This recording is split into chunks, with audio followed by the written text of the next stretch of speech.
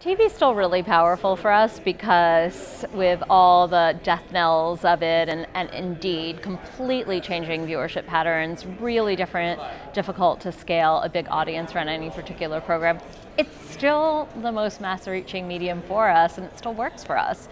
And we're a business that you feel it. You feel it right away when we have a new limited time offer coming up and we have a big launch, and if the media is not kind of working and the message isn't working, we know within a few days. So in a sense, that's our direct response model. It's not purely a pure correlation, but it's about as close as you can get without the perfect data science behind it. So the challenge right now is there's actually more demand than there is supply to get the kind of ratings that we need to accrue the kind of TRPs that we need. And I'm hopeful and actually kind of optimistic that as our depth of knowledge and our use of data improves, and hopefully there'll be a mirror to that on the broadcast side and the publisher side, that we're going to be able to get the real promise of broad scale reach with more precision targeting that I think we've all been talking about for a while, and that digital promise, but it hasn't quite manifested the way we'd ultimately like.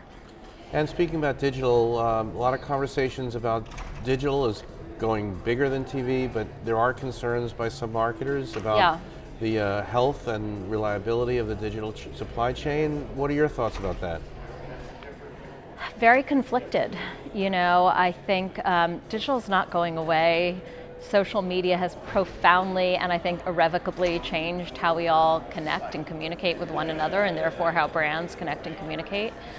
But it's a bit of a morass right now, and I think there are really big dark clouds that are hovering over our industry right now that make it very scary to be putting money into the marketplace, between viewability and fraud and even, you know, the recent issues that have impacted a lot of brands, including mine, in terms of the trust of appropriate context where your ads get placed in a Google or YouTube environment. And I mean, they're a key partner, and I know will continue to be a big partner, but we need to figure out a way that someone in my job or people right under me don't have to be tending this like giant acre garden of every little detail and still feel like we can be confident that our message is where it should be. In terms of transformation, you work with different agencies. What are your expectations of agencies changing in this climate, and what are you looking to them for?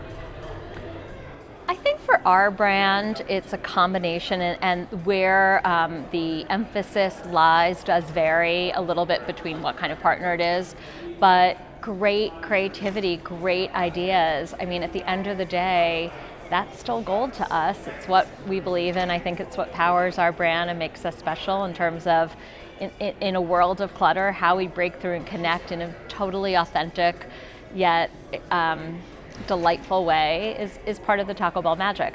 That said, there is that right brain, left brain requirement, and we all need support in that regard. And we look to our partners to be our stewards in the marketplace. And with our media agencies, I mean, helping us really both navigate and advocate for us in this landscape of so many partners and so many vendors. It's inconceivable that we could do that without them. So it's an incredible amount of trust when you're taking the dollars, in our case, that franchisees have entrusted us with, and every one of them is responsible as part of a big public company for delivering a big sales result. The expectations are high. They're really high, and they're only getting higher.